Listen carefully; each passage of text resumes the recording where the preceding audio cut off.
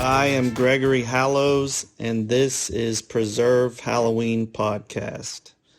So it's been a few weeks, I think, since I recorded a podcast, and I wanted to make sure that I took the time to sit down and record this one, especially after the recent news of Peter Robbins passing. I wanted to gather my thoughts and kind of put together a podcast discussing him and his significance in the Halloween community, and also, the way he died. But I'll get into that in a second. I kind of wanted to just catch up on, I guess it's kind of become what I've been doing lately portion of the podcast. I've been doing a lot of work for the new festival that's coming up in November, which seems like such a far time off, but it's really not. But in the meantime, as I'm working, my wife and I just subscribed to the Travel Channel. One of the things that we do whenever we travel to events or for work or whatever is pretty much the only channel we put the television on at a hotel is Travel Channel. And it's just become one of those, I guess, habits or routines that we've gotten into. We do travel a lot, but it's always nice. I guess it's kind of a comforting thing. We can watch the shows that Travel Channel shows, at night, because a lot of times when we travel, our kids aren't with us, so we can watch the ghost shows and the shows that are kind of spooky and scary and not have to worry about scaring the kids so they won't go to sleep. So what this is leading up to is once we got home from our last trip, we decided to go ahead and just sign up for the Travel Channel app and have the access to pretty much everything. You can watch shows on demand. We signed up through our Amazon Prime account, so the shows are just listed on the menu there. So I've really gotten into. They have a show called This Is Halloween. I just started watching it. I mentioned on social media probably last week any show that Lisa Morton shows up on, or Leslie Banting, I'm going to watch it, because those two are synonymous to me with Halloween history and Halloween, just anything about Halloween. Those two ladies pretty much know it. So it was great. When I see them, I know I'm going to finish watching whatever it is, because it's going to be interesting. So I'm watching that and a lot of the ghost shows, which are kind of ridiculous in a lot of ways. There is one show I like, but I know that they're going to scream and make a bunch of noises. I can't remember the name of it. I just watched one of them last night, and it was about the Waverly Sanatorium, which has always been a fascinating place to me. But they didn't, it was kind of a short episode, weirdly. I saw a movie that I think was based there or shot there. Not based there, shot there. Destination Fear, I think, is the name of the show. It's I think a brother and sister and their friend or something that go out to, haunted locations and try to find stuff. And that's the basis of a lot of those shows, those paranormal investigation shows. As many of you know, one of my favorite movies is House is October Built, and that's kind of the same premise. There's, for them, they're trying to find the most haunted Halloween attraction, but it just reminded me of a lot of these ghost hunting shows, the way that they shot it and did everything. Anyway, I've been watching that. I think I'm gonna start watching The Witches of Salem.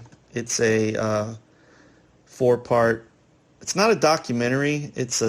I think they described it as a docudrama. So to me, what that means is it's not historically accurate. I guess they kind of take some leeway with it to make it for what they would consider more interesting. But yeah, there's a lot of really cool shows on Travel Channel. There are a lot based on, you know, paranormal, and they have a whole, I think it's called Ghostober, where, you know, all of October everyone that's on the channel does something related to Halloween, which is cool. But I really want to watch more of This Is Halloween. I think there's also a show about haunted,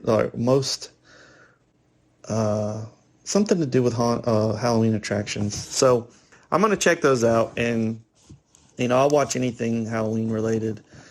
But back to what I was intending, like the real reason behind this podcast. And I don't know how long I'm going to talk, and I have no set plans, but I knew it was something that I wanted to discuss and kind of let my feelings out about it. But as most of us know, Peter Robbins, who was the original voice of Charlie Brown, and, you know, any Charlie Brown special that we saw, basically, he was in Charlie Brown Christmas, and he was in It's the Great Pumpkin, Charlie Brown. I think he did 6 of the television specials for the Peanuts. I'm trying to think of some of the other ones. A Boy Named Charlie Brown, I think, was one. Anyway, he was, you know, the voice of Charlie Brown for the majority of us. And that's what he always was associated with. He did appear on some other shows. He was on The Munsters for, I think, an episode, and a show called F Troop back in the 60s, which, you know, some of us aren't old enough to remember that, but I know what F Troop is. He was on Get Smart. He was in a Sonny and Cher film, I think, called Good Times. But, you know, he's mostly associated with Charlie Brown. And he loved being known, from what I could tell, that he was associated with Charlie Brown. I did only get to meet him once. That was at the festival in Texas last November. And he was the nicest guy. You know, he seemed very happy to be out and meeting the fans. He came and sang karaoke after hours with us. He was just a nice guy. But a lot of people know of his struggles. He did go to prison, but while he was there, they finally figured out he was bipolar and had, you know, mental health problems, and he was finally given the right medication. So he was on the right track. And this, I think, was starting in maybe 2020. But that's what I want to talk about on the podcast, is mental health and taking care of, you know, issues that we may have. I myself have had mental health issues in my past. It's not something I really talk about a lot because I don't deal with it anymore. I was diagnosed with depression and occupational, oh gosh, now that I'm recording this, I can't remember the exact terminology what it is, but it was an occupational disorder, which basically meant that what I did for a living caused a lot of my problems.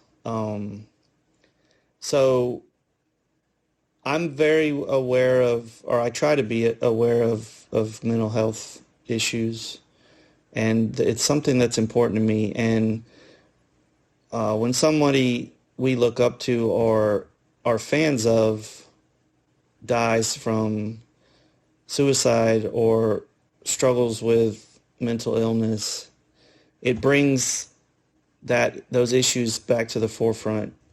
And I don't want to feel like I'm using Peter's death as a reason to discuss mental health, but I mean, that's basically what I'm doing. I hope that people with issues get help. I tried to make sure that the post I made about him passing away mentioned where people could get help, because I've had those thoughts, however brief I had them, I still had them, and it's something I have to acknowledge every day, because I think a lot of people and society in general just doesn't treat mental health as something important. You're just supposed to deal with it. And, not everybody is built the same way. Not everyone can deal with those struggles by themselves. So knowing that there's options and knowing that there's other people that also deal with it, hopefully will lead someone to getting help, or, talking about it, or at least, acknowledging there may be an issue. We're not supposed to, especially as guys, we're not supposed to have feelings or, show emotion. And it's ridiculous. And I'm not just saying that because I'm a guy and, but that's what I know. I was in the military, and, you grow up, a lot of us grow up as males, not being taught that, showing emotions is a female trait, which is stupid. But, it's not like that hasn't been what has been, pretty much the standard for hundreds or if not thousands of years.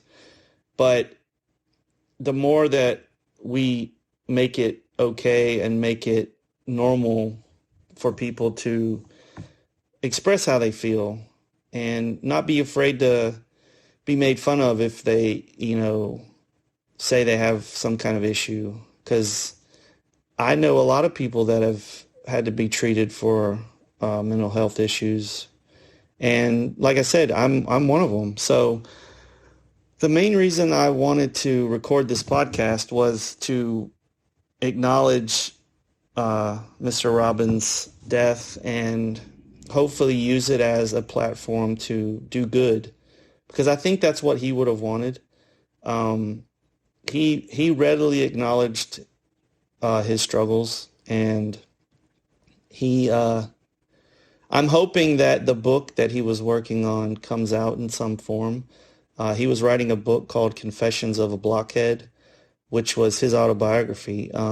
It was going to detail his life, his time in jail, what he planned on doing in the future. I'm sure it was going to discuss his mental illness and how he dealt with that. And just, hopefully help someone by, pouring out what he went through. And I hope someone else listens to what I'm saying and understands that they're not the only one. Because I think in some ways we all deal with mental health issues, whether they're, small things or there's a lot of people that deal with mental health that's, that just can't function. So there's varying levels of it. But it's important to know that there are people there to talk to and get help and be pointed to the right person. I made sure, or I want to make sure that I put out the right information. I will post this info in the details of the podcast itself, but I do want to say them. So if you just listen, But there is the National Suicide Prevention Lifeline, and that's 1-800-273-TALK, which is 1-800-273-8255. That's a national network of crisis centers, and you can call 24 hours a day, 7 days a week. It's free and it's confidential, and they will connect you with the center that's closest to you. And, even though it's called the National Suicide Prevention Lifeline, you don't have to be having suicidal thoughts to call them. You can call them whenever you're experiencing any kind of emotional distress or, need some information to help yourself. There's also the crisis text line, and you can reach them by texting just talk. I think you can text talk or hello to 741-741. And that's another free and confidential hotline that's open 24 hours a day. And once you text them, you'll get a text message back kind of asking for information so they know where to direct you. They are going to send you to a counselor or send you counselor information, and then they can connect you to them within just a few minutes. So if you're feeling distressed or out of control or depressed, or you just can't handle it, you can text to that number, 741-741. Just text talk or hello. I think they both work. And if that changes, I'll update it. But I really wanted to discuss, Mr. Robbins. And, I didn't know him. I met him at an event. So, that's a certain circumstance that you're going to get generally the best of somebody. But he seemed, just extremely happy and really happy to be meeting the fans and seemed to be having a really good time. But you never know. I mean, people that have mental health issues, a lot of times you never know what they're going through because they keep it to themselves. I mean, another example is Robin Williams. He spent his whole life making people laugh, but he was himself extremely unhappy. But I'm hoping that this, I didn't really open up a lot, but I did want people to understand I've gone through mental health issues. I'm sure we all know someone that has, but the more we talk about it, the more it becomes okay to discuss. And, it may be pushing the person that's hesitant about reaching out for help. It might be pushing them in the direction they need to go to seek out help or just talk to someone. And if someone talks to you about their issues, don't blow it off. It's not easy to reach out to people and admit you have a weakness or what you consider a fault, because we don't want people to know. Generally, we don't want people to know there's anything wrong with us, because then from my experience, it makes you feel like there's something wrong with you. But, it might not be something you can articulate, or it may not be something you can completely explain to someone, but just acknowledging it is the first step. So I'm sorry. I apologize that this podcast isn't about, Halloween really, but it's not often that someone who has such significance in the Halloween community, in the Halloween world, and just pop culture in general, where we can use something negative to try to turn it into something positive. And that's what I intended to do with this. I hope it helps someone. I hope that if you are having your own issues, that you seek out help. It's not a sign of weakness.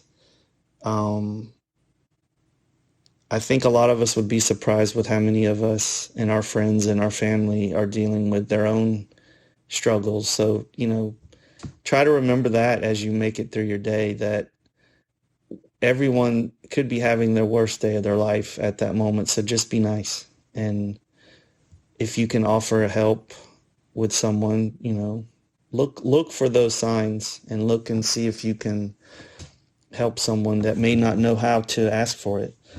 But that's it. I mean, it's kind of a downer of an episode, but I feel positive about putting it out there.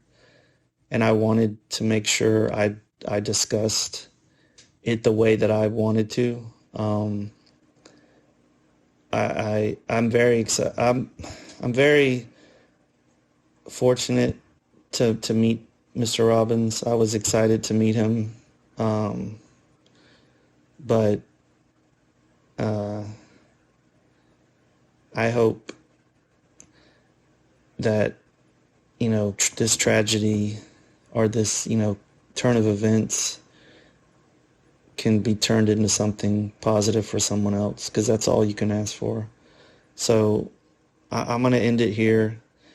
If anyone needs this information, you can reach out to me. I'm going to post it on the notes of the podcast.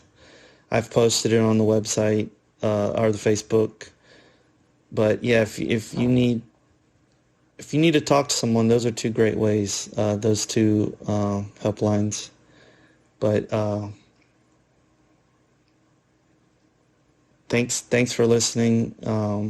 Like I said, if you can reach out to someone, do it. If you need to reach out, do it. But just get some help if you need it. But thanks for listening, and I will talk to you guys next time. Preserve Halloween.